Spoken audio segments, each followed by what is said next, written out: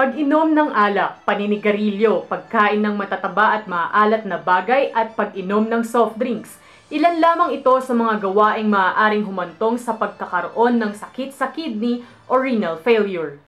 Anything that could harm the kidney or any disease that involves the kidney is under the umbrella of the term na kidney disease. Ang taong nakararanas ng malalang sakit na ito ay maaaring makaramdam ng kahirapan sa pag-ihi, pangingirot ng likuran, kawalan ng gana sa pagkain, pamamaga ng hita at paa, pagkahilo, pagsusuka, panghihina, madaling pagkapagod at irregular na pagtulog. Nakakaalarma ang paglobo ng bilang ng mga pasyenteng nakararanas ng renal failure dito sa Cordillera. Babala ng Department of Health, delikado ang sakit na ito dahil hindi kaagad kakikitaan ng sintomas. Hindi ito namimili ng kasarian at edad, kaya naman iba yung pag-iingat ang kailangan. Ayon sa tala ng DOH, patuloy na tumataas ang kaso ng mga pasyenteng nakararanas ng renal failure. Noong buwan ng Enero hanggang Setyembre ng nakaraang taon ay may naitalang 245 kaso ng naturang sakit.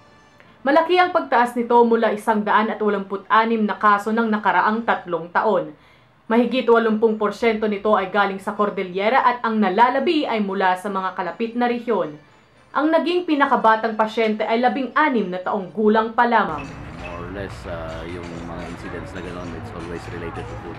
It's the question of what food to eat and what not to eat. Commonly kasi nasa kinakain yan eh. Kung wala ka ring proper diet tapos mabisyo ka pa, bagsak niya talaga kidney problem or kidney stones. We have to revert back to dating medyo pagka-conservative type na ng diet, like vegetables, and at the same time samahan natin ng exercise and then more fluids para sa katawan. Sa pagpasa ng Sintax Bill bilang batas ngayong taon, umaasa ang gobyerno na makaiiwas sa bisyo ang maraming Pinoy at masusugpo ang mga nakamamatay na sakit at problemang pangkalusugan. Isang palaisipan ngayon kung maaaring maisama sa batas ang mga pagkaing nagdudulot ng sakit sa bato tulad ng junk food. Fatima Alvarez para sa Patrol Baguio.